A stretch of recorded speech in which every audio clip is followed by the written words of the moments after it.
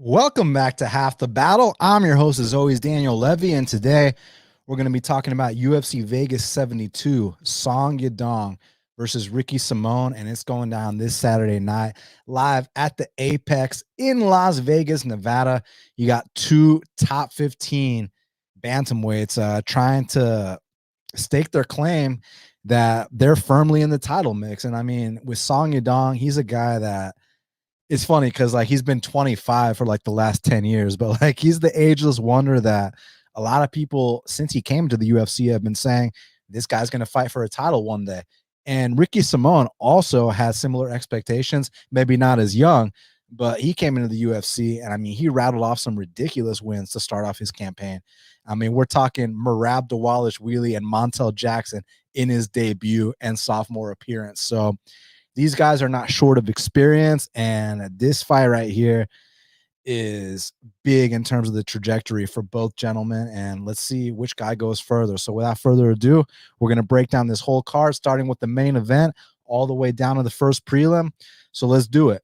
Main event of the evening in the bantamweight division. We got Song Yadong. He's 19-7-1, taking on Ricky Simón, who is 20-3. And currently, they got it Ricky Simón -115, Song Yadong -105. So it's a pick 'em with a slight lean on Ricky Simón. And it initially opened -140 Ricky Simón. So, you know, line margins have tightened up a little bit. And it's just, you know, there's been two-way action on this fight, a lot of strong opinions. And, you know, I honestly don't have a strong opinion on this one. I do have a pick. I do have a lean. But this is one of those fights that could go either way, man. I mean, like, it's about, you know, who's showing up on the night, you know, who had the better weight cut, who's, you know, checked all the boxes during training camp, because both guys are strong where the other guy's weak, and both guys are weak where the other guy's strong. What I mean by that is this. I mean, that early going, Song Yadong is an absolute problem, man. I mean, his boxing for MMA is ridiculous. His takedown defense is so damn good early on. He hits extremely hard. His combinations are coming together. And he's a guy that, you know, got outside his comfort zone, moved out of China, moved to California, has been training with Team Alpha Male. And I think actually now they're called Team Alpha. They changed their name to Team Alpha. You know, it's 2023. So, you know, some people probably got offended by being called Team Alpha Male, right? Some Karens up in there, but but, you know, he trains at Team Alpha under Coach Uriah Faber, the UFC Hall of Famer, the legend. And there's an interesting backstory, you know, between these two. And I want to bring up what that backstory is, and I will in a sec. But before I do that, so Song Yadong, the attributes, like I mentioned, his combinations are ridiculous, especially in the early going. His takedown defense has come a long way. His get-up game's gotten a lot better. And if you're not quite prepared for the firepower that's coming at you, I mean, he's a guy that's going to absolutely sleep you. And on the other side of things, Ricky Simón is one of these guys that I've been talking about for a long time in terms of he's that guy that can go out there and attempt 20 takedowns in a UFC fight. Whenever you have that quality, you know, the first couple takedowns might get stuffed, but you keep shooting and shooting and shooting. That kind of shit's going to discourage you, man. You know, I can just speak on my own, like, you know, from my own experience, just grappling. And this is without punches, without kicks, without knees. You know, you stuff those first few and you're huffing and puffing, man. I mean, it takes a lot of energy to consistently stuff takedowns. And when you see that the guy is not discouraged and he's still trying to take you down, like that kind of shit is gonna deflate you. It's gonna take the heart away from you. It's gonna be like, man, what do I gotta do to make this guy stop? And you see the looks in, you know, Ricky Simón's opponents' faces when they tend to go deep into the fight. Like even Merab Dvalishvili, he went out cold in that fight, and we'll talk about that. I know we've addressed that many times. You should look at Jack Shore's face when that fight got deep. Look at Rafael Assunção. Like Rafael might be washed, but Rafael is still like going deep into these fights. Rafael didn't have a chance against Ricky Simón. So Ricky's come a long way. So now the backstory between these two. So on July 13th, 2019, I made a 5-unit bet on Ricky Simón to defeat UFC Hall of Famer Uriah Faber. Uriah Faber went out there and knocked out Ricky Simón in 46 seconds into the first round. So Ricky Simón cost a lot of people a lot of money, including myself. And that was one of those where, after that, we weren't calling him Ricky Simone. We were calling him Ricky Simon because he pissed a lot of people off. And this is after he had already beat Barab. He had already beat Montel Jackson. He had already beat Ronnie Yaya. So it looked like he was on that upwards trajectory. And even he wasn't exempt from that first UFC L. Even he wasn't exempt from getting embarrassed, on live TV against a legend who was 40 years old at the time, right? But the backstory, here's the backstory. So Uriah Faber knocks out Ricky Simone in 46 seconds, and then Uriah Faber gets on the mic. And what does he say on the mic? What he says on the mic is, I learned that right hand from my student, Song Yadong. So Song Yadong has known about Ricky Simone a long time because Song Yadong's mentor, his coach, his hero, his role model, Uriah Faber, knocked Ricky out in July 2019. So, Song has been thinking about, man, one day I'm going to get to knock this guy out too. And here they meet April 29th, 2023, almost 4 years later, actually 3 days over 4 years later. And let's see what happens. So Ricky Simone's definitely leveled up a lot since the Faber fight. He also had another setback against Rob Font, which he definitely lost that fight. But back to my point about, this guy, attempting and hitting a ridiculous amount of takedowns. He hit 6 takedowns against Rob Font. He went 6 for 16. This guy shot 16 takedowns against Rob Font. And then after that, goes in there against Ray Borg. He goes 7 for 11 on takedowns. Goes in there against some random, goes 7 for 10 on takedowns. Goes in there against Brian Kelleher, goes 6 for 9 on takedowns. Goes in there against Rafael Assunção, goes 2 for 4 on takedowns. And then most recently goes in there against Jack Shore, a guy who on the broadcast, they were calling him the Welsh GSP. I wasn't calling him that, but they were calling him the Welsh GSP on the broadcast. And Ricky Simone goes 2 for 8 on takedowns. So this man has literally landed takedowns in all of his last fights since late 2019, multiple takedowns at that. And that's important to note because one issue we've seen in, previous Song Yadong fights is that, man, if you can get this guy to the third round, he tends to slow down. And it's just because it's not that this guy is, someone that's skipping his runs or isn't in good shape. He's in fantastic shape. He's just a very fast twitch, explosive athlete. And as a result, he's just naturally going to slow down when these fights get extended. So Song Yadong, for him to win this fight, he needs to come out here. He needs to bust up Ricky Simone in this early going. And it's very possible that he does. Because like I said, it's not just Uriah Faber that knocked out Ricky Simone in 46 seconds, right? On the regional scene, Anderson Dos Santos dropped him and choked him out. Obviously, the Uriah fight, like I mentioned, even prior to the Uriah fight, Ronnie Yaya rocked Ricky Simone. So Ricky can be cracked, especially in that early going. And that's where he has to be super careful because this dude, Song Yadong, is a fast twitch fighter. Like I said, he's explosive, and he has heavy, heavy hands early. So, I mean, there is a chance that Ricky hits the deck in these first 10 minutes. However, if Ricky can somehow weasel out of these first, 2 rounds, start to get it into the 3rd, 4th, 5th round, that's where I think the momentum can kind of shift his way. Because like I mentioned, historically speaking, Song does slow down as fights progress. Example, the Cody Stamann fight, And what's interesting about that is it would have actually been a win for Song Yadong had he not been deducted a point. And a lot of people would have considered that to be a robbery at the time. But if you look at the output in round 3, because I mentioned like the first 2 rounds, this motherfucker is hell on wheels. But round 3, Song only landed 6 strikes in round 3 against Cody Stamann. Then you move forward to the Marlon Chito Vera fight, which was another controversial one. And Song Yadong, he actually landed more strikes in round 3 than he did in round 1. But visually speaking, he looked like he was slowing down tremendously. And he actually gave up 2 takedowns to non-wrestler Marlon Chito Vera, 2 outside trip takedowns as well.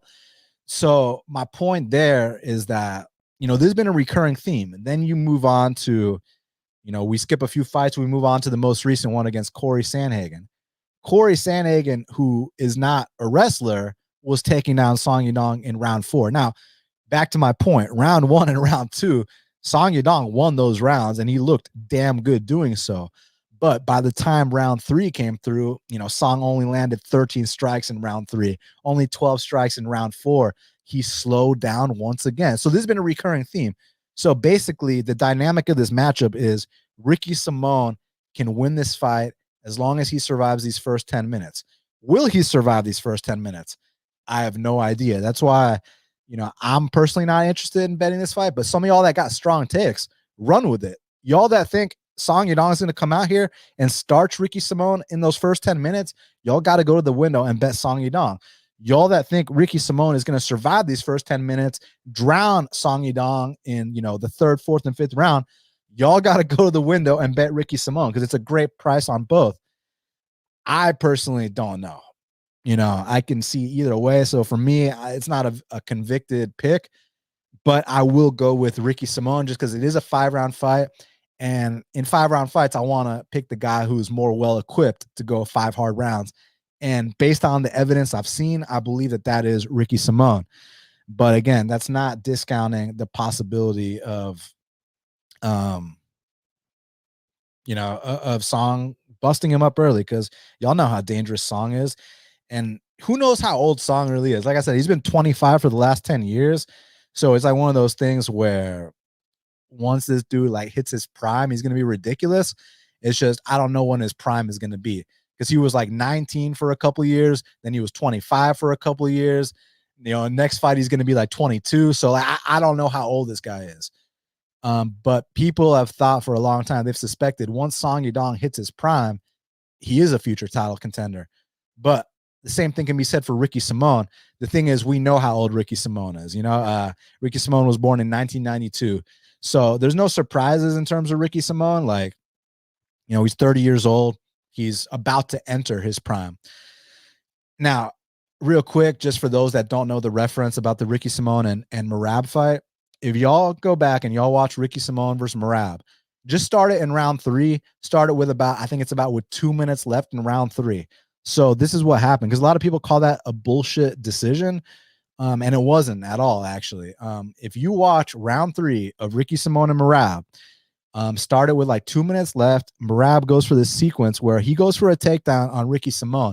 He goes head first into the mat. He knocks himself out on the takedown attempt, and he goes limp. From there, Ricky Simón was able to effortlessly put on a guillotine and sweep him, because the dude was unconscious, right? And then from there, it looked like, Merab was doing the bicycle kicking. So people were saying that's evidence that he was still awake. That's not evidence to me, man. People react differently when they go unconscious. Some people convulse. Some people drool. In Merab the Machine's case, he does the fucking bicycle when he's unconscious. And then after the bell rang, the dude tries to get up, can't, goes flat to his back. He's out. So, as far as I'm concerned, Ricky legitimately beat Merab. And no one can change my mind on that. It's like that meme, with the dude who's sitting outside. He's got the sign in front of his desk and, he writes something on it and that says, change my mind. Ricky Simón finished Merab Dvalishvili. Change my mind. You know what I'm saying? I don't think you can. So close fight could go either way. I'm going to lean Ricky Simón for he's a slight favorite, the slightest of favorites. So it's obviously not an upset. And, he's not really expected to win either. It's a coin flip type fight that could go either way. I'm seeing in the chat that Brian Kelleher is out. We'll address that when we get there. But before we do that, co-main event of the evening in the middleweight division, we got Caio Borralho. He's 13-1, taking on Michal Oleksiejczuk, who is 18-5. Currently, they got it. Caio Borralho minus 374. The comeback on Michal Oleksiejczuk is plus 309. So, listen, man, this is one of those fights where it's you might pick one side, but you might bet a different side because you see a number like that next to Michal, and Michal absolutely has a path to victory in this fight. Now, with Caio Borralho, we got to mention, this dude's a specimen for middleweight. And it's funny because Michal's the guy dropping from light heavyweight to middleweight. but Caio's going to be the bigger guy as far as I'm concerned. Like when they go side by side, you're going to see that frame of Caio Borralho. I'm under the impression Michal, like, even though it's a step in the right direction that he dropped to middleweight, I legit think he could make welterweight. Like, I was talking about this yesterday with Kunith. Shout out to him, that I think if Michal fought Phil Rowe at 170 pounds, Phil Rowe would be the bigger guy. So that just speaks volumes to what kind of balls this guy Michal has, because he was up there at 205 knocking out a bunch of 205ers, like consistently knocking out 205ers. Like, dude's a problem. He is a marauder. He goes forward. He gives you no space to breathe. He lands massive overhands. He'll go to the body. He's gotten better about his get-up game. His takedown defense isn't the best, but he's gotten better about his get-up game. A lot of people will reference the Crute fight, and I think they should, but they also got to reference, like, look at the size difference between Crute and Michal. Like, if you just go put that fight on right now, I mean, it looked like a big brother with his little brother. You know what I'm saying? Like, the size difference was absolutely absurd. And if you look at the numbers, it says that Jimmy Crute took down Michal 8 times. That means that Michal got up 7 times. So he was able to get back up 7 times against a fucking gorilla. Now moving down to 85s, I still don't think it's his optimal weight class. I think 70s is his optimal weight class, but 85 is more optimal than 205. And in that last fight against Cody Brundage, he also got taken down, but he was able to survive the bad spots, eventually was able to reverse a position. And when he got on top, he landed some brutal ground and pound.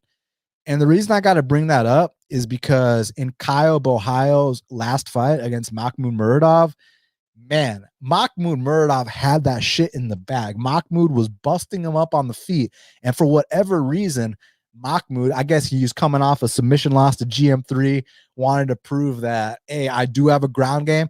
He kept shooting for takedowns on Caio Borralho. I was like, Mahmoud, like, what are you doing, man? And every time he would shoot a takedown on Caio would snatch up this nasty guillotine.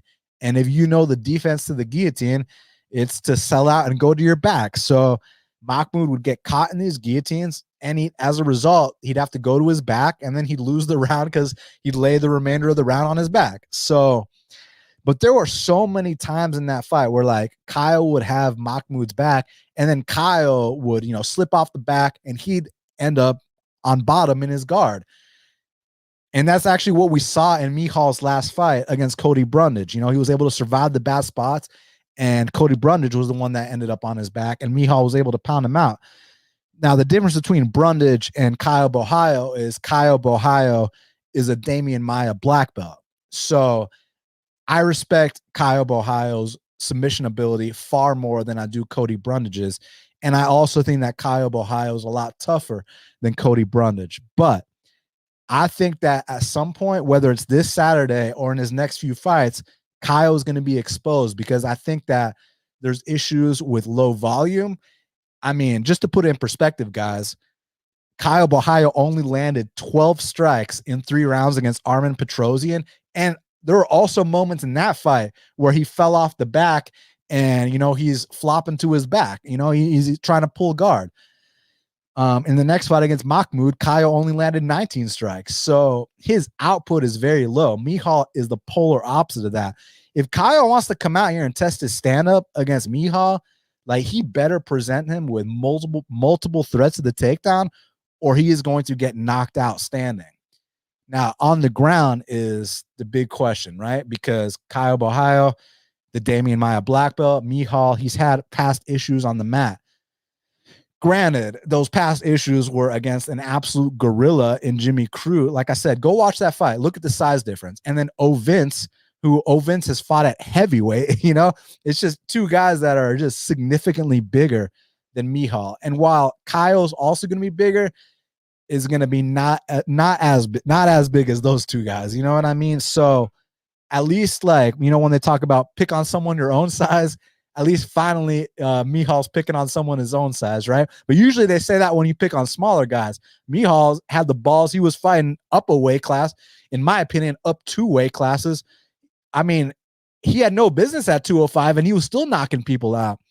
So I'm not counting him out here. And we have to talk in these terms when you're dealing with a minus 375, because when I'm dealing with a minus 375, I don't want the other guy to have any chance whatsoever. When I'm talking about a minus 375, I expect, Caio to just go out there and submit him in the first round, scot-free. And I can't sit here and look you in the eye with a straight face and tell you that that's what's going to happen. Because I know for a fact, if Caio wants to come out here and be cute, he's, he's won 3 UFC fights in a row. He's won 5 fights inside the octagon in a row, if you count his, 2 Contender Series fights. If he feels like he's the man now, he feels like his shit doesn't stink, and he wants to come out here and stand and bang with Michal, he wants to test his stand-up, I'm telling y'all right now, Michal's going to knock him out. It's just what happens when this hits the mat. Caio's been a lot better about controlling people than he has about submitting people. Could that change here? Could he come out and submit Michal? Well, we have seen Michal get subbed, granted, against much larger people. So obviously it could happen again. Damian Maia, black belt, takes your back. Yeah, chances are he might get subbed. But I'm telling y'all right now, man, if Michal can survive these back takes, make Caio work, start to gas him out a little bit, then he does have potential to be a live dog. And from a betting perspective, I would not lay minus 375. Like I told y'all, when I'm talking minus 375, I need insurances. Like I need assurances that like this is a lock. Like, and I just don't know that it is, because like I said, on the feet, I favor Michal all day. I think Michal might even have a better gas tank than Caio. It's just, what's Caio going to do on the mat here? That's the big question. So yeah, as a pure pick, okay, sure. Pure pick, let's go Caio. But there's no chance I'm laying this price on Caio. If I'm going to bet anything here, it'd be a 1-unit shot on Michal, hope that he survives the early going, and then pounds this guy out or bust him up standing. He definitely has a path to victory. So this is a dog or pass situation. Yeah, pure pick is Caio, but who gives a fuck about a pure pick? It's about where you'd be willing to lay your money. And I would not lay close to minus 400 on Caio Borralho. I do not trust him at all. And also, I don't trust him at this price, rather. Also, speaking of Michal, the kind of shape he's in, if you all go on his Instagram right now, for the first time in 10 plus UFC fights, I finally see some abs starting to show. So maybe my boy is putting in the work. Maybe he found a new Polish doctor. I don't know what the deal is, but I expect this to be the best Michal we've ever seen. So this is a dog or pass situation, and let's see what he can do with this opportunity.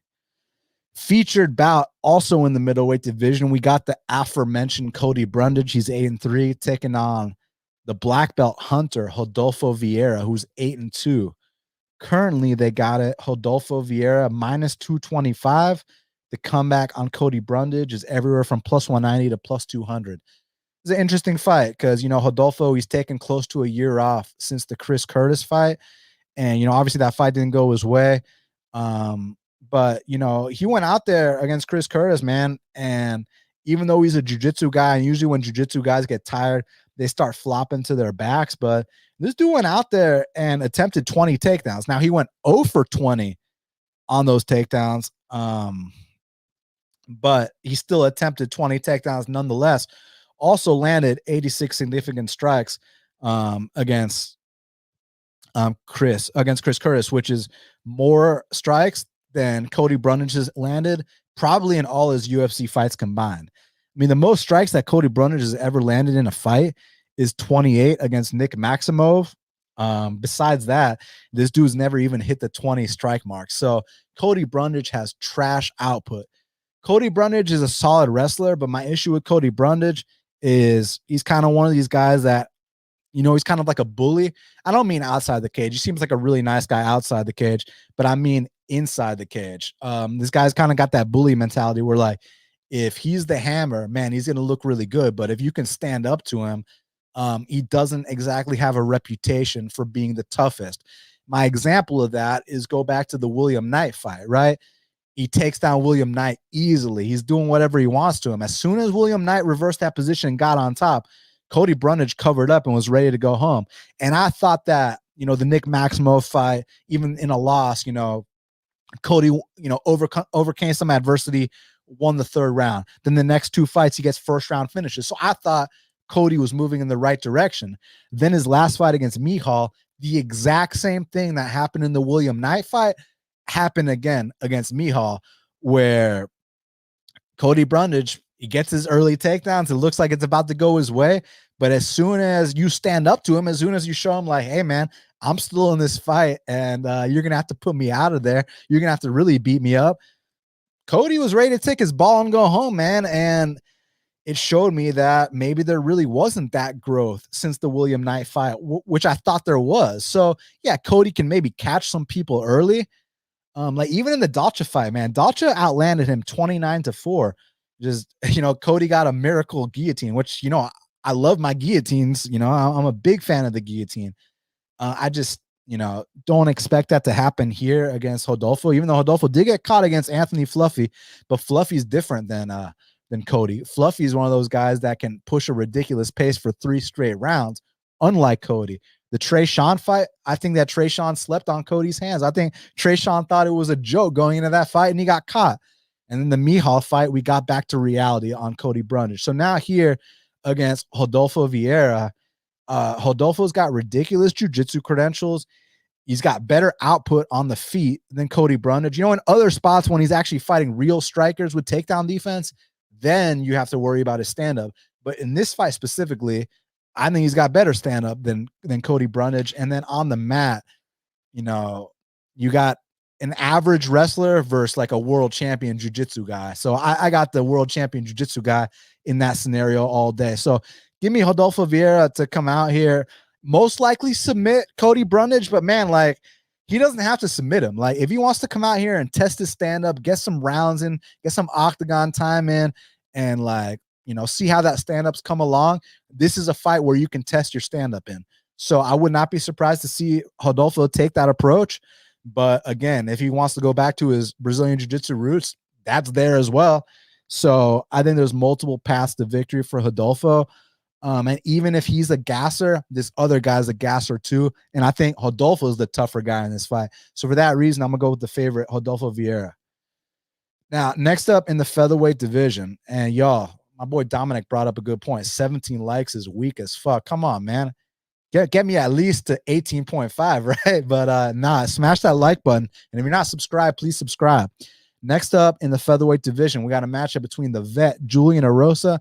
He's 28-10. He's welcoming newcomer Fernando Padilla, who's 14-4 to the UFC. Currently, they got it. Julian Erosa minus 145. The comeback on Fernando Padilla is plus 120. This is a hard fight to call because Julian Erosa is one of these dudes that up until now, and this could change, but up until now, if you want to beat Julian Erosa, you must knock Julian Erosa the fuck out. Like dropping Julian Erosa is not enough. You must finish this guy. Let me tell y'all what I mean. Julian Erosa had this fight against Sean Woodson, right? Fuck the Sean Woodson fight. We'll get to that in a second. Let's go back to the Jamal Emmers fight on Contenders, right? Jamal Emmers goes out there, drops Julian Erosa in that first round. That was not enough because he let him off the hook. Julian Erosa is able to come back. He gets a finish in the second round. Let's fast forward a little bit to the Sean Woodson fight. Sean Woodson gets his early knockdown.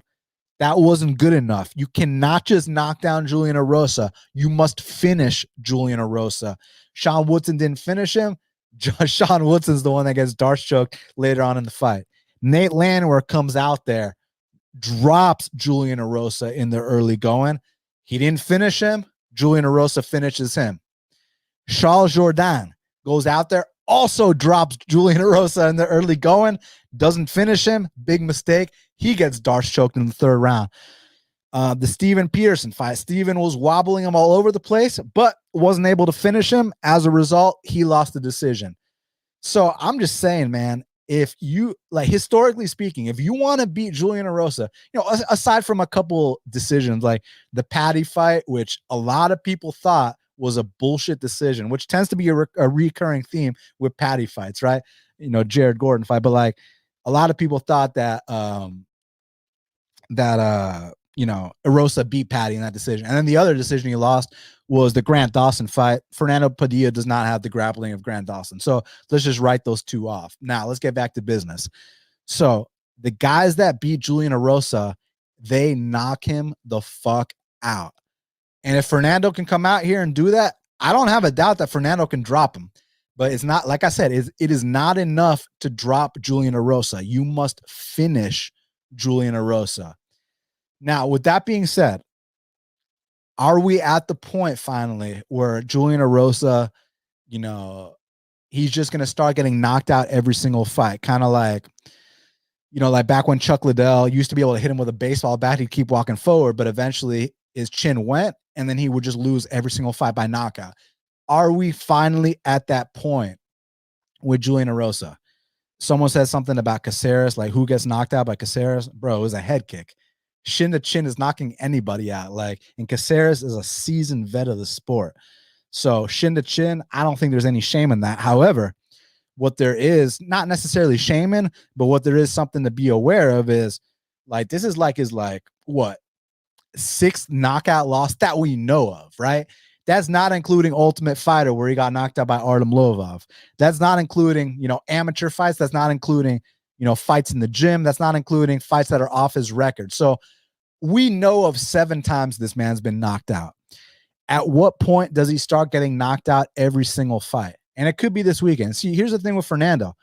Fernando's tough. Fernando's Mexican, so you already know, for the most part, if you're a Mexican fighter, you got that dog in you. This kid does have that dog in him. Example, this kid was only 6-0, and he was in there fighting Dan Ige on the regional scene. So this kid wasn't out here padding his record. He was down to fight tough guys off the bat, and he went out there against Dan Ige. Look, he lost a decision, but that's still a tough fight to take on your regional scene. He went out there against Derek Minner. He submitted him in the first round. So he's been in there with UFC vets.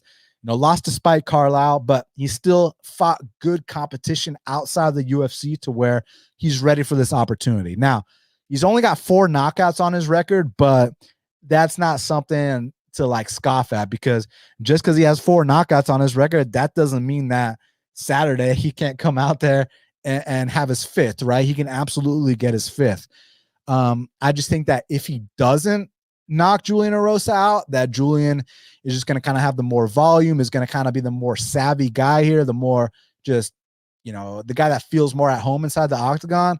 But I'm not counting out Fernando. Coming into the UFC with 18 fights under your belt, and you've paid your dues, you've been dreaming of this moment forever. Not to mention also the dynamic of, this is one of the first times in a while where Julian Erosa isn't going to be significantly taller than his opponent. Both guys are listed at 6'1". Fernando is also kind of a long, lanky guy. So it's going to be kind of interesting to see Julian Erosa, fight a guy that's as tall as him, right? That's something we don't see often. But when Julian Erosa's on his game, man, look at that Hakeem Dawodu fight, man. Hakeem Dawodu was all the talk of the town. He was a guy that people were thinking was going to enter the top 10. He was the guy that people were thinking hey, because I don't know if some of y'all remember, I've been watching Hakeem Dawodu since the World Series of Fighting. Y'all know this league called PFL. Before they were called PFL, they were called WSOF, World Series of Fighting. I've been watching Hakeem Dawodu fight Steven Seiler on World Series of Fighting since however long ago, right? And even back then, people were saying that kid was talented. So the fact that, Julian handled Hakeem Dawodu the way that he did, from time to time, Julian Erosa is going to absolutely surprise you. It's just, on the other side of things, he gets knocked out a lot. He is absolutely susceptible and prone to the KO. So does that happen here? That's the big question. I don't know. I mean, I'm not going to be surprised if it does, and I'm not going to be surprised if it doesn't. Pure pick, I'm going to go with Julian Erosa because of the experience, but guys, I'm not in the business of laying chalk on Julian Erosa. Period. Laying chalk on Julian Erosa is asking for problems. This man is chinny. This man's been knocked out 7 times. The kid he's fighting is super hungry. So this is a dogger pass situation. Again, pure pick, I'll go Julian. Not convicted in it. Now, next up in the heavyweight division, we got a matchup between Waldo, Cortes, Acosta. They call him Salsa Boy. He's 9-0. He's taking on Marcos Rogerio de Lima Pezao, who's 28-1. And currently they got it Marcos Rogerio de Lima Pezao, minus 182. The comeback on Waldo is plus 157. So this is a tough one for me as well because, historically speaking, Marcos Rogerio de Lima Pezao is a guy that I look to fade. But to give him some credit, man, this guy's been in the UFC since 2011. Actually, that's not true. Since 2014. For some reason, they got his stats up for Strikeforce on UFC stats.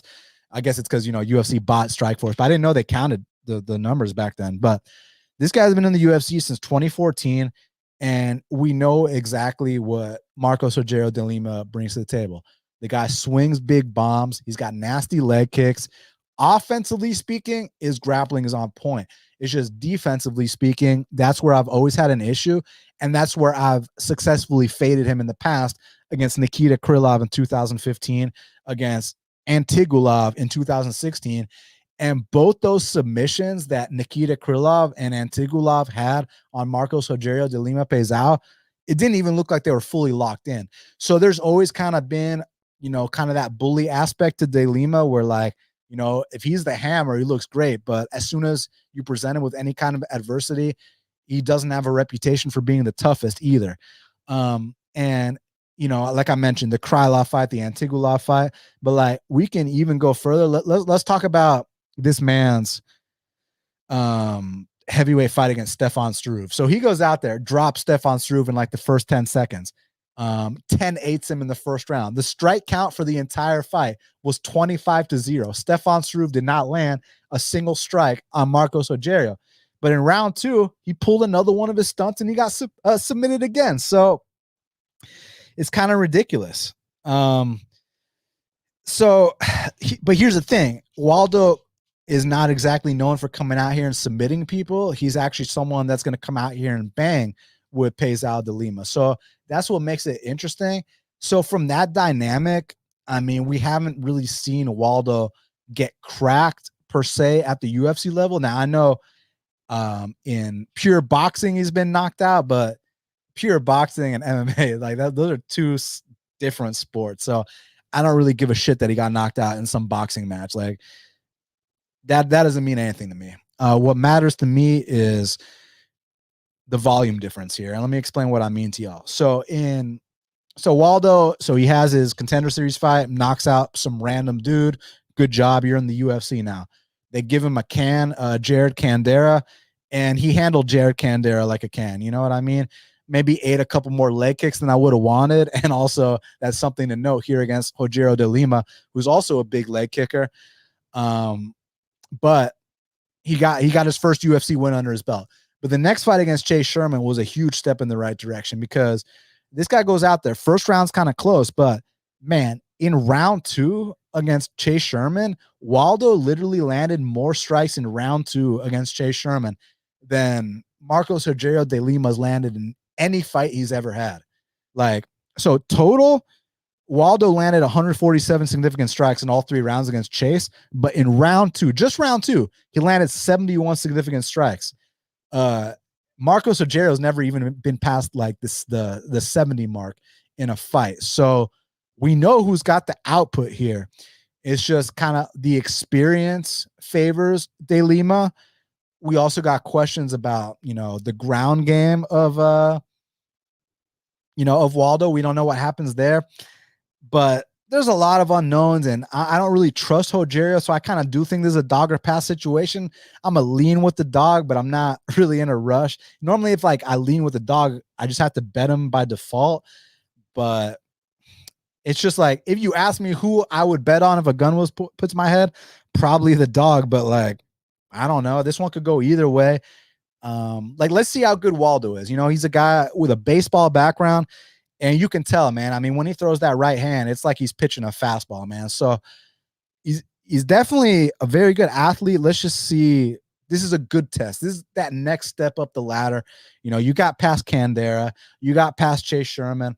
So now we're giving you Rogerio de Lima. Let's see what you do with this test. I don't know if he passes it or not. Maybe, maybe not. But I'll lean with this being a dog or pass situation. Tough one to call. Now, kicking off the main card in the welterweight division, we got Josh Quinlan. He's 6-0, taking on Trey Waters, who's 7-1. currently they got it. Josh Quinlan minus 180. The comeback on Trey Waters is plus 155. So I'll be honest with y'all. I've been waiting for my opportunity to fade Josh Quinlan. Like, I know he's got very heavy hands, and even that might be a bit overrated because like he knocked out Jason Witt. Like I bet some of y'all can knock out Jason Witt, real talk. But I know it's fun to talk about Jason Witt, but this kid, is also knocked out, like 5 other opponents too. So he definitely has heavy hands. I just have questions about what happens when this guy gets extended and what's his heart like. Cause I have a theory that this guy is a steroid juice head, and I'm just not exactly like, he's popped twice. One of them, his fight got overturned. The other one, they kind of like gave him some kind of pass and he was able to just fight the week after. And then he ends up knocking out Jason Witt, which, like, if you're in the UFC and you haven't figured out how to knock out Jason Witt yet, which is crazy because somehow Brian Barberena didn't knock out Jason Witt, which is like one of life's great mysteries. I still don't understand to this day how Brian Barberena didn't knock out Jason Witt. Like, if I were to tell y'all right now, Brian Barberena and Jason Witt got into a fight and only one guy got knocked down, y'all would be like, yeah, obviously Brian Barberena knocked down Jason Witt. Jason Witt knocked down Brian Barberena. Fucking crazy. But all right, so back to this. So Quinlan, he's kind of like, just like a big KO threat. Not sure what else he brings to the table. We got to see more. We don't have much of a sample size. Trey Waters, he's got some big physical attributes. He's 6'5". He's got the 77-inch reach. But with that said, does he know how to use his height to his advantage? He hasn't really fought anybody until the Gabriel Bonfim fight. And man, Gabriel Bonfim is a monster because Gabriel Bonfim goes for that takedown, right? And Trey Waters locks him up with a power guillotine, like one of those long man chokes. And like, you have to be fucking good to escape one of those power guillotines from like one of these dudes that is like 6'5". Like that, like imagine if Machida escaped that guillotine against John Jones. Imagine if that fucking kid on the streets escaped that guillotine against Nate Diaz. You know what I mean? Like, it's just tough to escape a power guillotine. And not only does Gabriel Bonfim escape the guillotine, he uses it against Trey Waters and gets him in a Von Flue choke, which y'all know is a counter to a guillotine when a guy doesn't let go. But Trey couldn't let go because of what Gabriel did to him positionally. So that's really more credit to Gabriel than it is taken away from Trey. Because like, I think that if Trey attacks that guillotine on Quinlan, he's going to tap Quinlan. It's just that, his bounce back fight, which was only a couple weeks ago, Trey Waters, right? I thought he looked like shit in that fight, man. Like, I thought that his output was super low. I felt like he wasn't doing anything. And then he finally decides to let his hands go and he knocks the guy out with a beautiful combo. But up until then, like, there was no output. There was no pace. And I can't stand these guys with no output and no pace. But what makes this tough to call is like, what evidence do I have that Josh knows how to fight a guy this tall? Like, let's look at the heights of all the guys Josh has fought. So debut opponent, 6 feet tall. Next opponent, 6'1". Next opponent, 6'3". Okay, that's pretty tall. Next opponent, 5'8". Next opponent, 6 feet. Next opponent, also 6 feet. Then Jason Witt, who is 5'10". And then and now you're at Trey Waters. So he's fought one guy that's 6'3", and he actually knocked him out. So that's a good sign.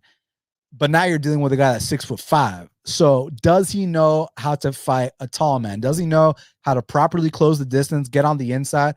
Because if he does know how to do that, I think that he's got a good chance to knock out Waters. Because Waters, like, I like the guys that have swag and that play around and that are cocky, but they have to back it up, right? They have to go out there and, like, you can't just showboat and not have any offense. Like, I want you to damage your opponent and then do your cocky moves, then do your dance, then have your swag. But like, when it's zero output and you're trying to show off, it's just not a good look. So I'm going to pick Josh Quinlan here, not confidently, because like I told y'all at the beginning of this breakdown, I've been waiting for my opportunity to pick to fade Josh Quinlan. And it's going to be funny when I pass on this fight, and Trey Waters is the guy to upset him, right? But I just haven't been impressed with Trey Waters at all. Not that I've been impressed with Quinlan, but at least Quinlan knocks people the fuck out consistently. Let's see if we can continue that trend. I'll pick Quinlan, not confidently. Next up in the heavyweight division, we got a matchup between Martin Budday. He's 11-1, taking on Jake Collier, who's 13-8. Currently, they got it a dead pick'em. -110 Budday, -110 Collier. Who was it on Twitter that said Budday equals Butte? You know what I'm saying? That shit was funny as fuck. I was talking about this recently, how a lot of y'all thought that Martin Budday's last fight against Lucas was this big robbery. I didn't actually see that fight. I'll tell y'all why. So on that card, it was the same night that Chito fought Dominic Cruz. So let me explain to y'all what happened. So Gabriel Benitez is on the prelims, and Gabriel Benitez knocks out Charlie Ontiveros. So, we're enjoying the night. We're having a good time. Then right after that, they put on Nina Nunes versus Cynthia Calvillo. And let me tell y'all what, if any of y'all have problems sleeping at night, if the melatonin doesn't work, the Ambien doesn't work, you throw on that fight between Nina Nunes and Cynthia Calvillo, and it'll knock you out, because it knocked me out in a way where I slept through the entire Nina Nunes and Calvillo fight. And then I woke up while Martin Budday and Lukasz Brzeski were waiting for, Bruce Buffer to announce the winner. So I wake up, I see Martin Budday get his arm raised. I'm like, okay, cool. And then I go on Twitter, and it's this massive fucking uproar about how this was one of the biggest robberies people have ever seen in their life, and this and that. And, when you look at the numbers kind of reflect that. But when Lucas fought recently, against an ATL guy, Carl Williams, and I actually got the chance to watch that fight, I mean, I see where people were coming from, but I also kind of felt like maybe people exaggerated it a little bit. Maybe, it wasn't as big of a robbery as people thought. But nonetheless, it wasn't a great look for Martin Budday. I think what Martin Budday brings to the table is that he's a big heavyweight. He's going to weigh in at the limit 265, but I mean weigh in at the limit as in cutting down to 265, because his opponent, Jake's going to weigh in at the limit too.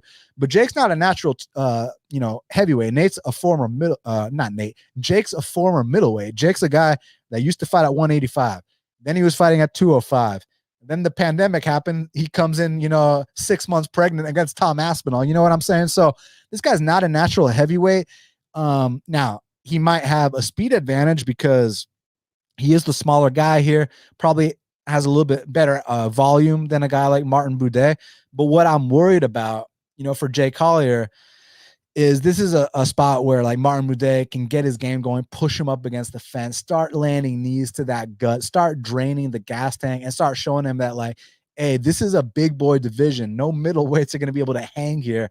And maybe you see a stunt similar to the Chris Barnett fight, not necessarily where Jake almost gets a finish early and then quits, but kind of where, early goings, maybe a little competitive, but as the fight progresses, Martin can kind of wear on him in the clinch and just kind of run away with the decision that way.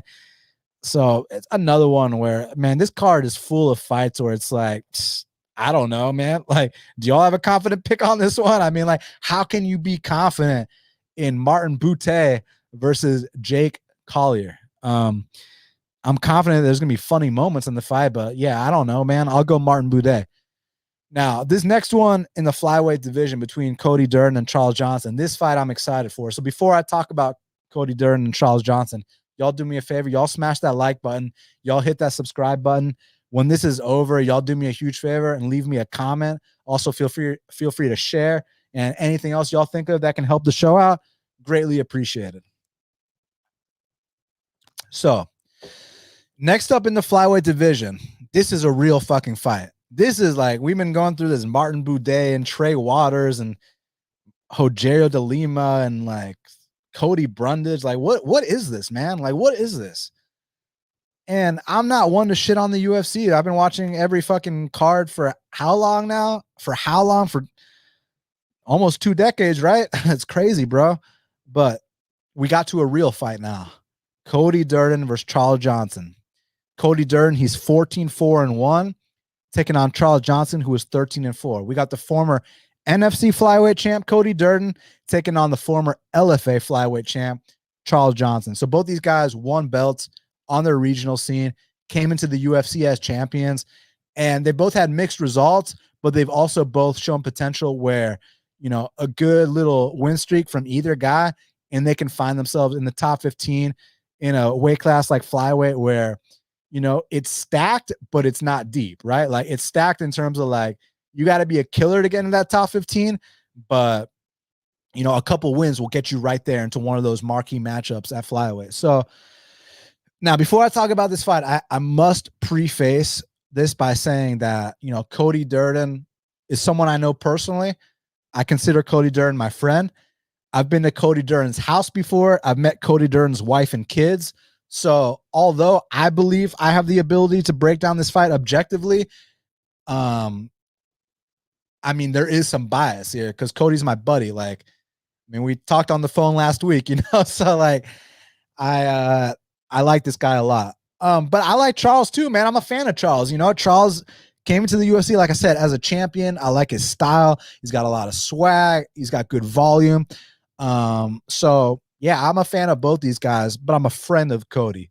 But put all that aside, you know, because I'm friends with lots of fighters, and not all my fighter friends are in the UFC. Not all my fighter friends are winning all their fights. You know, some of my guys are world champions, and some of my guys will never make it, right? But that's just the fight game. So I can put that shit on the back burner. So now let's break down this matchup objectively.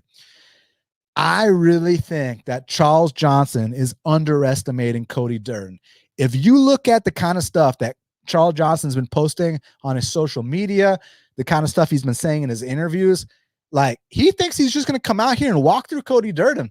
And if he does that, hey, I'll tip my cap to you, because only one guy's been able to walk through Cody Durden, and that was Mokaev. And y'all can bring up this Jimmy Flick fight. Dude, Cody was busting up Jimmy Flick, and Jimmy Flick got a once-in-a-lifetime submission. If they ever ran it back, Cody would smash and mop the floor with Jimmy Flick. So the only guy to really walk through Cody Durden is Mokaev, and Mokaev also walked through Charles Johnson just in a different way. Mokaev set records on both these guys. Against Cody, Mokaev set a record for one of the fastest finishes in flyweight history, and against Charles Johnson, Mokaev set a record for most takedowns in flyweight history. So Mokaev set records against both these guys. What I've been hearing from Charles Johnson is he thinks this is going to be an easy fight.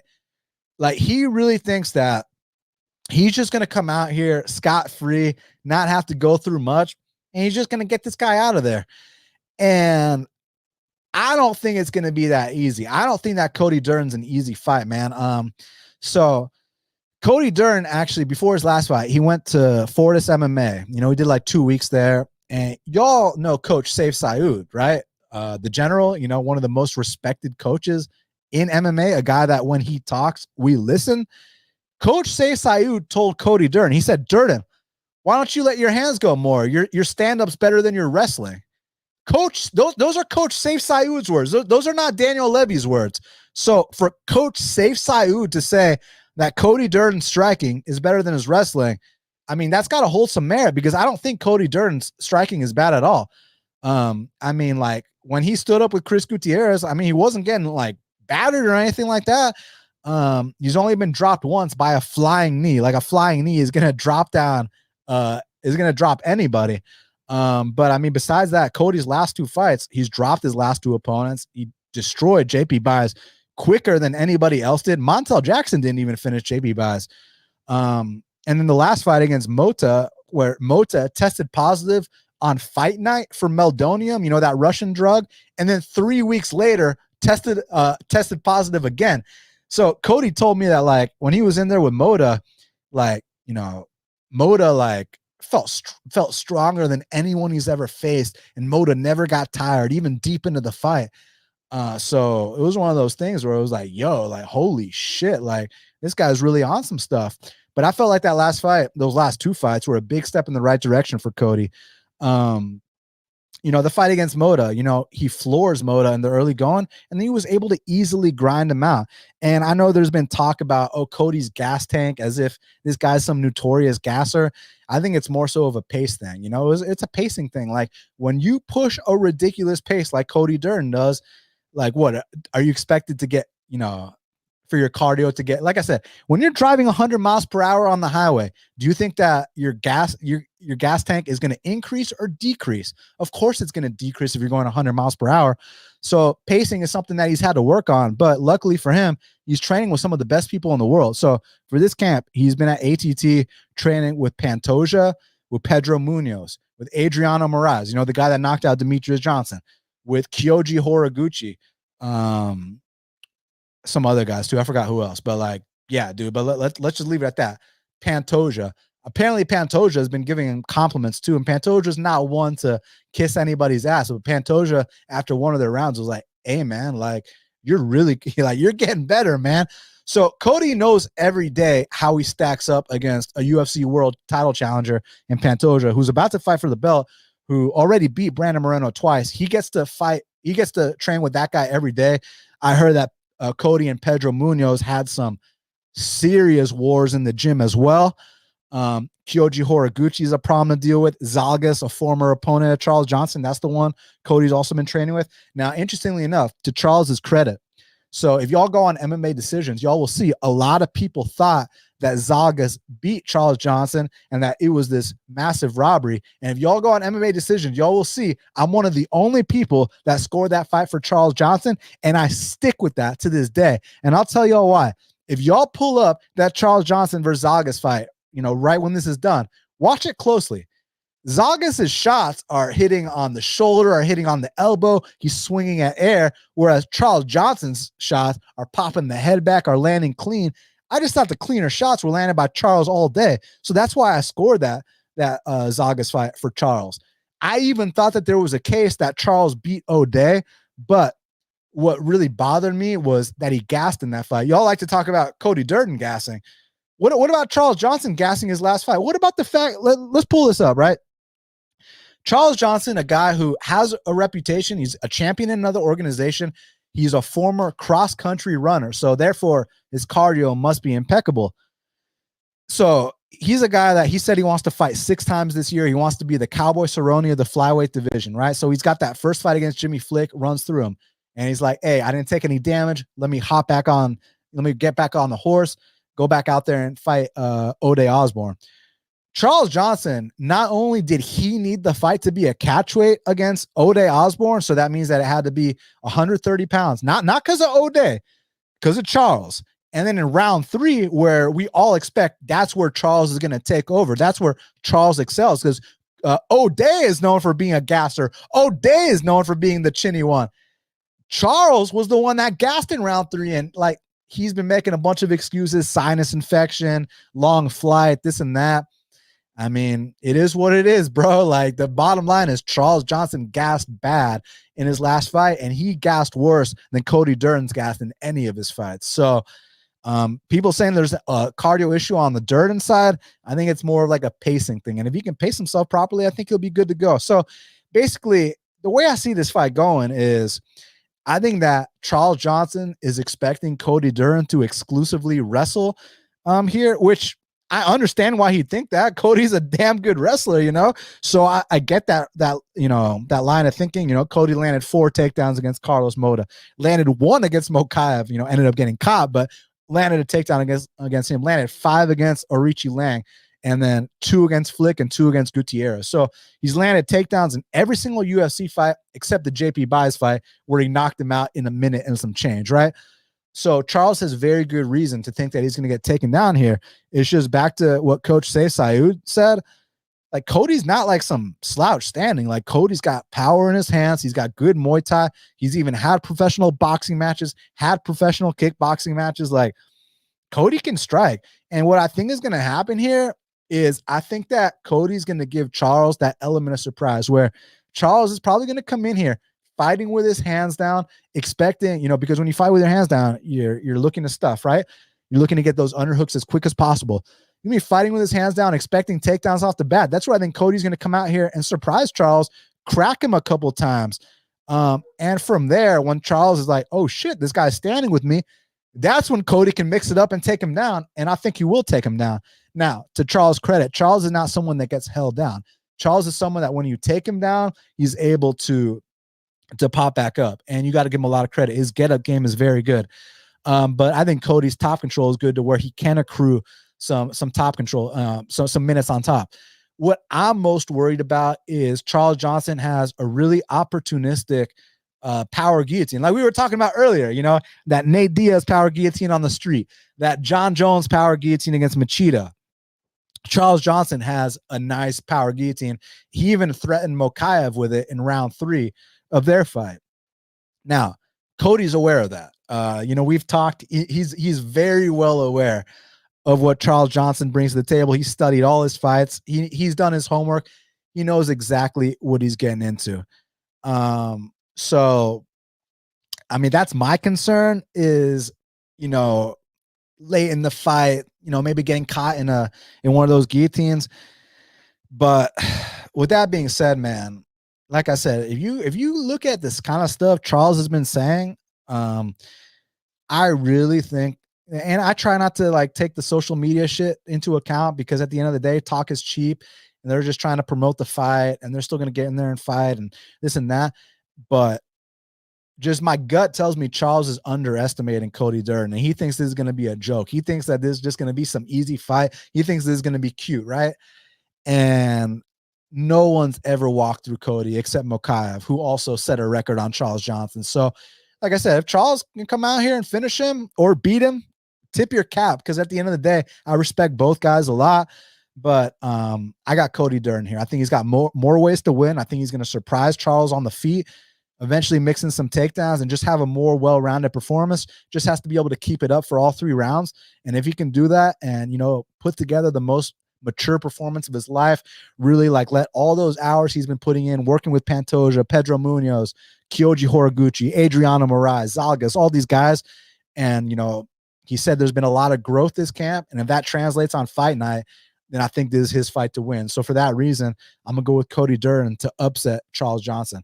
And I want to give a lot of y'all credit. Y'all that went in there, got that plus 170, man, y'all did a great job because I was thinking like Charles always gets a lot of respect at the betting window. Even when Charles was fighting Mokaev and he was this big underdog, like a plus 400 dog, that was like people's play of the week. I don't know if y'all remember. I remember because people were telling me like, how are you not betting Charles here? I was like, because he can't wrestle. but shout out to y'all. I got that plus 170 on Durden. So like, you know, I was thinking I'd get something like that.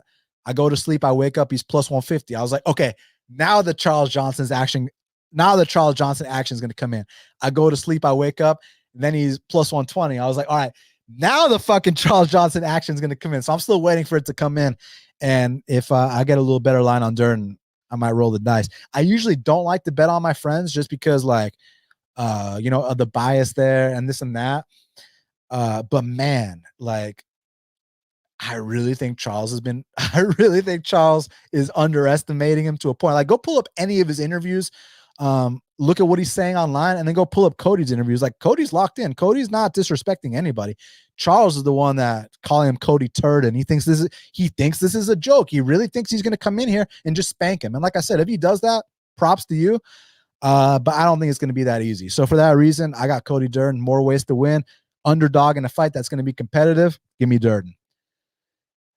All right, now we got a couple what the fuck fights, man.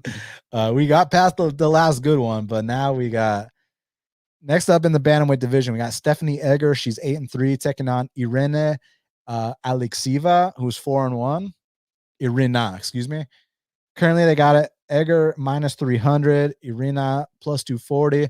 So they call this new chick the Russian Ronda, which like, man, if you're look, so she does have a judo background, but like if you're gonna call yourself the Russian Ronda, like I expect you to have multiple armbar wins on your record.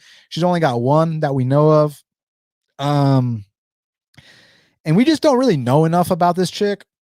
Whereas with Stephanie Egger, you know, she's fought far better competition. Now, granted, she's lost to far better competition, but you know, she's still been in there with Tracy Cortes and Mayra Bueno Silva, who are both like either top 15 right now or who are on the cusp of being top 15 fighters.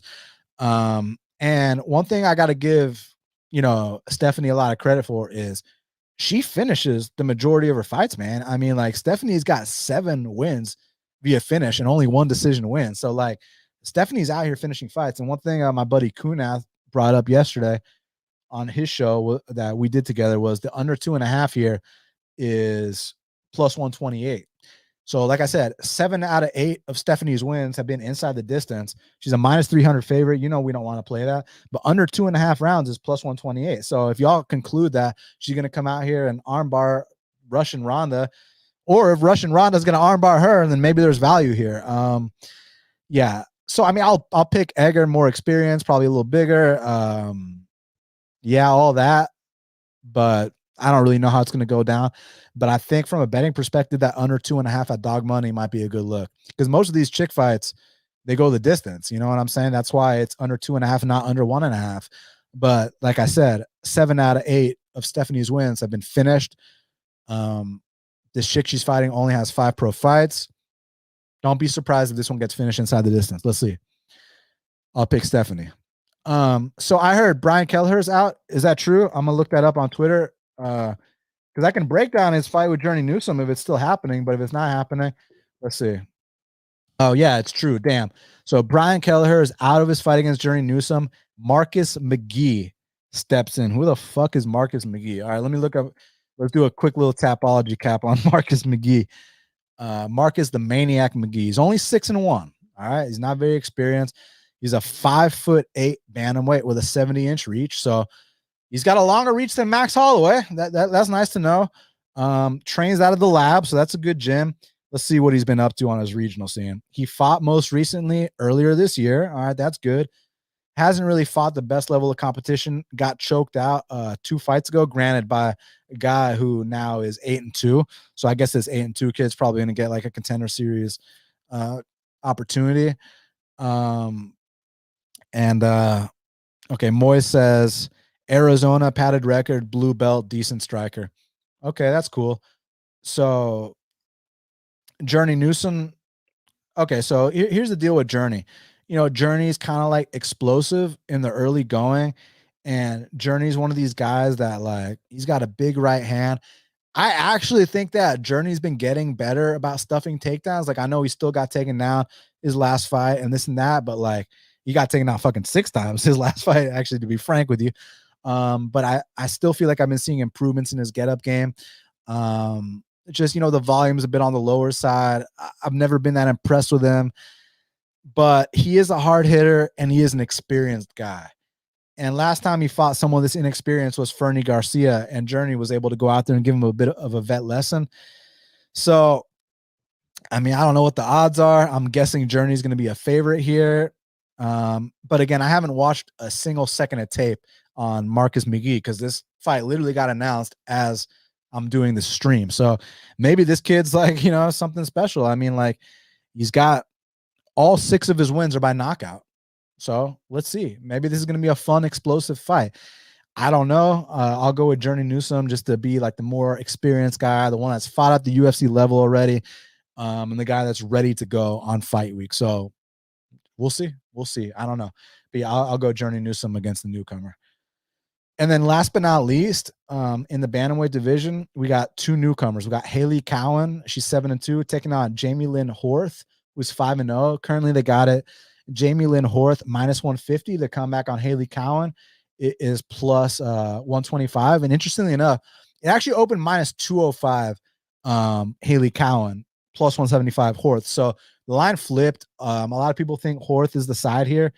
So here's the thing with Cowan. Like, she's definitely athletic. She's like a good athlete, good wizard kicks, and she's going to be able to get away with a lot of things just on the size she has for the weight class and the kind of athlete she is. But a lot of things in her game, especially on the mat, need to be corrected. Like, you go back to her contender series fight against Claudia Leite, and like Hailey was doing a lot of good things, but then she like give up her back for extended periods. And this is nothing new, man, because 2 fights prior, when Hailey Cowan was 5-1, she fought some chick that was 1-2. 1-2, my man. Hailey Cowan was like a minus 500 favorite in that spot, and she gets guillotine choked against some random 1-2 chick. The 1-2 chick is now 2-2. So, bums have been out here submitting her. And then not just one, Victoria Leonardo also submitted her. So here's the thing with Jamey Lynn Horth. You know, she's a former LFA champion. She's coming off a bit of a layoff, but like, you know, I normally don't talk about amateurs because it's like the Allen Iverson quote, like, we ain't talking about practice. You know what I'm saying? We talking about practice. I know we ain't talking about practice. But this chick, Jamey Lynn Horth, beat Lupi Godinez twice in amateurs, both times by decision. So that at least shows that, like, grappling wise, like, she can stuff takedowns from someone like Lupi. That's probably a good sign here. And she's been doing her thing on the regional scene. She's won fights by knockout. She's won fights by submission. So I actually think that Jamey Lynn Horth has the higher ceiling here. But yeah, it's hard to have too much confidence, and I'm not into the chalk price. Also not interested in taking the dog shot, but pure pick, I'll go Jamey Lynn Horth to win her UFC debut against Hailey Cowan. All right. So I'm gonna talk about the fight to watch and the fighter to watch. So while I do that, y'all drop me some comments, some questions, anything y'all want me to get to, I'll address that. But first, let's talk about the fight to watch and the fighter to watch. So y'all already know damn well what the fight to watch is. It's the people's main event between Cody Durden and Charles Johnson. Charles Johnson has been talking a ridiculous amount of shit about Cody Durden. And Cody Durden's a guy that, like, win, lose, or draw, all his fights have been exciting. I don't know why people are acting like this guy's like some lay and pray guy. Like, dude, he dropped his last opponent who was on fucking Russian steroids. The fight before that, he knocked out JP Buys quicker than anybody else had in the UFC. The fight prior to that, yeah, he lost to Mokaev, but it was in exciting fashion. Prior to that, he had a hard-fought battle against Arichi Lang. Prior to that, he was busting up Jimmy Flick up until the flying triangle. And then prior to that, he goes to a draw on 5 days short notice against Chris Gutierrez. Like, how the fuck are people calling him boring? He is not boring.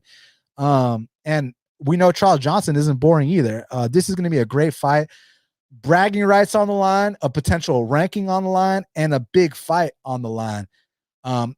So someone said some people don't like him, so they are fading him. Yeah, they don't like him because of that speech he had against Arichi Lang. Like, what, we can't be villains now? We can't, like, fucking talk a little shit? People are calling him racist. Like, oh, okay, so if Cody Durden's racist against Asians, then tell me how come Kyoji Horiguchi is one of his best friends. I'd love to hear why. I'd love to hear why Cody Durden and Kyoji Horiguchi are super close if Cody's racist against Asians. Stop the fucking bullshit. I hate this you know, ever since 2020, people have gotten soft, man. Like, he didn't even say anything bad. Like, I really, in my opinion, he didn't. Like, we're talking a little shit. We're watching people smash each other with punches to the face. Like what is the big deal here, man? Like, you can't talk a little bit of shit. Like, say he sent him packing, like, whatever. Who gives a shit, man? Come on, man. People are trying to turn that into something it wasn't. Like, fuck off, man. Like, tell me why Kyoji Horiguchi and Cody are close like this if he's racist against Asians. Like, shut your fucking mouth. And also, I would not be friends with someone that's racist, period. So that shit, like, y'all with your fucking Karen narratives, man. Shit's a joke. Now, fighter to watch.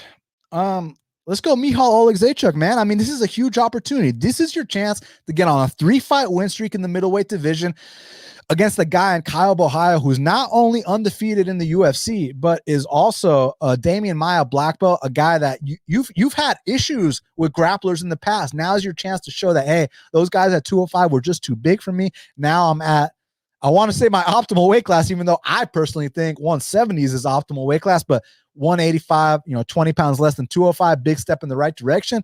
A win here for Michal, and he's flirting with that top 15. So for that reason, and he's a fucking plus 300 dog, Michal is my fighter to watch. All right, so now I'm down to take fan questions, fan comments, whatever y'all want. Let me know. Big Bird says, Dan, do yourself a favor and take a shot on Marcus McGhee at plus 235. Are those the odds he's at? Let's see. Has odds came out on Marcus McGhee yet? Oh, they sure have. He's plus 220. Let's see where he opened. So Journey Newson was minus 380 on the open, plus 315 Marcus. Big Bird, I just got to watch tape on it. I mean, like, literally, this fight got announced as I was recording this podcast. So I don't know shit about Marcus McGhee at the time of this, but I'm going to watch his fights and I'll take it from there. But I appreciate you letting me know that's something I should look into. All right, I'm going to scroll up to the top and let me know what y'all got for me. My boy The Quag says, Dan, I hope you're doing well. Thank you, man. I'm doing a lot better. I appreciate you asking, man. Andre said, aren't you supposed to be doing the main event between Collier and Budday first? I know, right? I fucked up. My boy Kuneth, let's get this money. Hey, y'all check out Kuneth, man. He had me on his show yesterday. I had a great time. Thank you for having me, man. Troy said, finally got in time to watch this live. Troy, hey, for all y'all, don't worry about watching this live, man. Like I said, the replay is up on all platforms after this is over. So, like, if y'all can't catch it live, it's not a big deal. Like, the information's still there for y'all after the fact. So y'all can pull this up at any point, man. But I do appreciate you going out of your way to make time to watch this live too. Thank you very much, man. Doughboy said, you like these guys who are relentless at constant takedowns. Fuck yeah, I do, because that shit wins fights. You know I do. Let's see what else y'all said. Dexter Pope said, let's go Grundy. Yeah, and he also let me know Kelleher was out before anybody else, so I appreciate that. Abu Dhabi said, how come you didn't wait to bet Bilal? I'll tell you why I didn't wait to bet Bilal. I bet Bilal at plus 125 for next week, right? What's he at right now? He's at plus 102 now. So I did my job. I beat that line already, bro. Like, unless huge Gill action comes in, let's put it this way. If Gill action comes into the point where I get an even better line than plus 125 on Bilal, then I'm going to add more on Bilal. But my gut was telling me that was the right time to move in. And according to the line movement, I did the right thing. So for those that missed it, I got 3 units on Bilal Muhammad plus 125, and I got 3 units on Yan Xiaonan plus 160. 2 of my all-time biggest money trends. I've literally bet on them in like all of their UFC fights. And when people ask me for betting advice, I mean, I always tell them the same thing. Discipline, money management, bet on Bilal Muhammad. Discipline, money management, bet on Yan Xiaonan.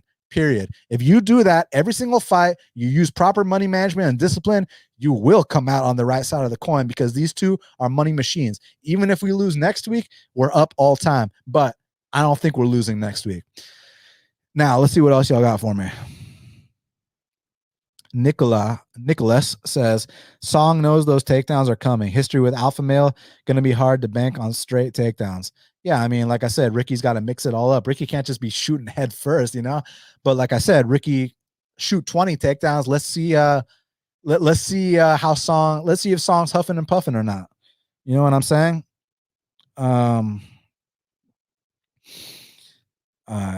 Dirty Reg says Caio wins easily. Well, I mean, according to the price, Caio is, minus 375. So I'd hope a minus 375 wins easily.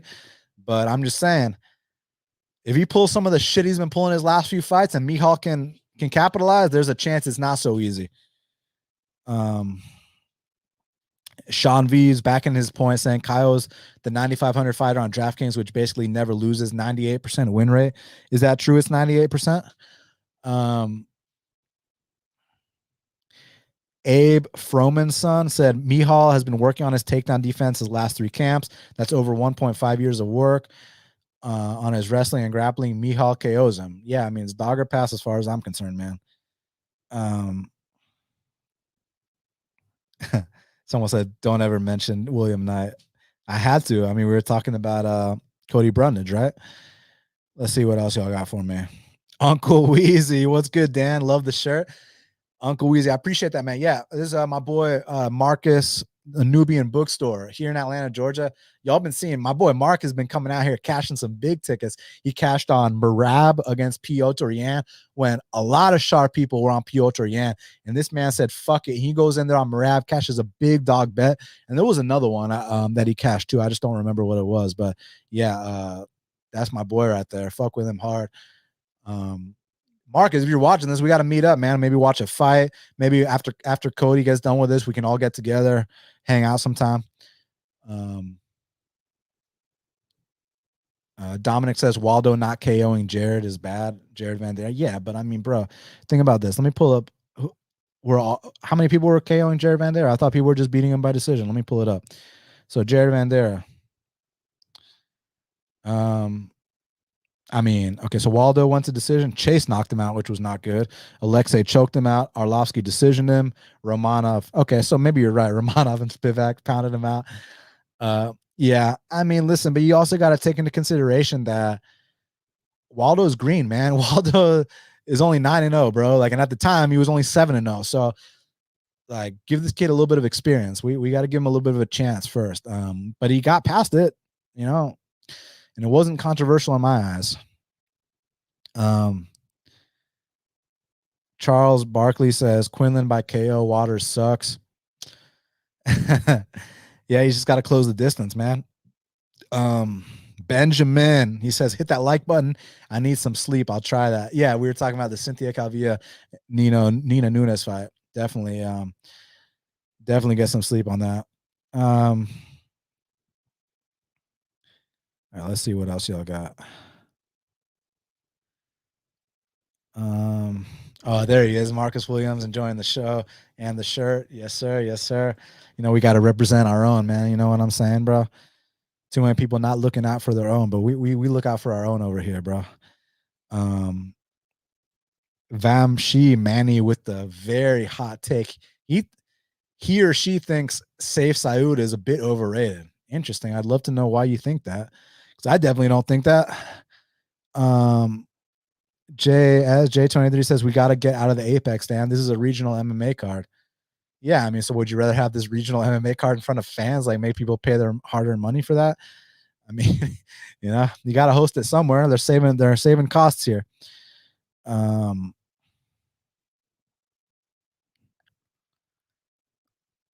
Let's see. Okay. Dominic says, I'm going to the May 6th pay-per-view. I really like Bilal style versus Burns. How do you feel? I feel like 3 units on Bilal Muhammad. Dog money is how I feel. Vamshi says, who benefits more from extra rounds, Song or Simone? Simone. Like I said, Song Yadong is hell on wheels those first 2 rounds. He can knock anybody out, but historically speaking, this guy slows down as fights progress, and Ricky Simone gets better as fights progress. So early going favors Song, but if Ricky can get you to this 3rd, 4th, and 5th, I think that he's got a very good chance here. David Dean said your show is consistently excellent. Thank you so much, David Dean. I appreciate that. Are you the mental coach, dude? Because I really like your work if I'm thinking of the right guy. But I appreciate the compliment, my man. SC for all says, I'm locked in but late. I'll rewatch the show once you're done. Yeah, man, take your time. He also says he's all in on Bilal for a 5-round fight. Yeah, man, 5 rounds is great. Just has to be worried about the power of Durden. If he can just not get badly compromised, he's going to push a ridiculous pace on Durden. He's going to double him up on strikes. And when Durden starts to get tired, that's when don't be surprised if Bilal takes him down too. So I agree with you there. Just about not getting rocked early, because Durden does have some power, and he's got good calf kicks too. Professor Chaos says he loves the Jianan bet. Yeah, I mean, I've bet every single UFC fight, and I think we're 7-2, 8-2, something like that. Yeah, it's been going great. And the Marina fight at plus 250, I thought we won that. So as far as I'm concerned, we're like 7-1 or 8-1, whatever. I forget how many fights she's had. She said Song has a solid chin, so even if Ricky connects, it might not slow Song. Yeah, it's not Ricky hitting him that's going to slow him down. It's Ricky's pace that would slow him down. It's, the threat of the wrestling. It's just making him consistently work for everything. That's what would slow him down. Like SC said, let's see if Yadong is still slinging the same Song after 5+ takedowns, right? That's like the big thing. But maybe he can knock him out before it gets there. Professor Chaos says you and Wheezy should do a show together. I 100% agree. Love talking to Uncle Wheezy. Definitely. I'm all for it. Alsoe says, how about them Hawks, bro? Y'all saw that shot my boy Trey Young landed last night? Don't ever sleep on Trey Young, man. Come on now, man. Like the blatant disrespect people give Trey Young. Let me tell y'all a little story. So a few years ago, I got invited to the Hawks game, right? And we got floor seats and all these things, right? And I didn't know shit about like any of the players. I didn't know about any of them, right? So I didn't know who the fuck Trey Young was at the time. So I'm sitting on the floor and I'm watching the Hawks game. And I'm seeing this little dude, Trey Young. I say little dude because, like, basketball players like 7 feet tall, right? And Trey Young is 6'1", which for the average man, 6'1" is tall. But, for basketball players, that's the short guy, right? So I'm seeing this little dude go out there and he's outballing these giants and he's looking like an artist out there. I'm like, yo, who the fuck is this guy? Like, this guy's amazing. This guy's like a virtuoso. Turns out that was Trey Young. So the first time I saw him, I had never heard of him, and I just was blown away by the artistry. Like, the guy's a virtuoso. The guy's ridiculous. So yeah, bro. Trey Young, just if you ever get the chance to watch him up close, it's like a, what's it called? Like, what's it? Something in motion? Oh yeah, poetry in motion. That's what it is, man. All right, let's see. Taylor said, my cousin and I were talking this past weekend about the 135 division. Pedro Munoz, will he be in the Hall of Fame? And should he and Vieira fight next? No disrespect, he's not going to be in the Hall of Fame, but yeah, him and Cheeto, I like that fight. Why not? Him and Cheeto is a great fight because it gives Cheeto a chance to get back on track, and it gives Pedro another chance to climb up the rankings after his big win over Chris Gutierrez. So yeah, I'm all for Cheeto versus Pedro Munoz. Definitely. All right. Last call. Anything else y'all want to tell me that y'all want me to address? Tell me now. Speak now or forever hold your peace. If not, I'm going to get out of here. And I truly want to thank y'all so much for all the support y'all have shown me, not just today, not just this week, but over the years, whether y'all have been with me since the beginning or y'all just heard of me today. I'm truly grateful. So thank you for that. Make sure y'all hit that like button. If you're not subscribed, please subscribe. When this is over, leave me a comment and then feel free to share. On Friday, we got Technique of the Week. And man, I got a good one for Technique of the Week. Y'all are going to like this on Friday. So Friday, I drop my Technique of the Week. If y'all got any requests for Technique of the Week, y'all just let me know. But I got a really fun one planned on Friday that I think y'all are going to get a kick out of. So make sure y'all tune in for that. Thank y'all again so much. Truly cannot thank y'all enough. If you couldn't tell, I'm grateful. So thanks again. And until the next time, let's cash these bets.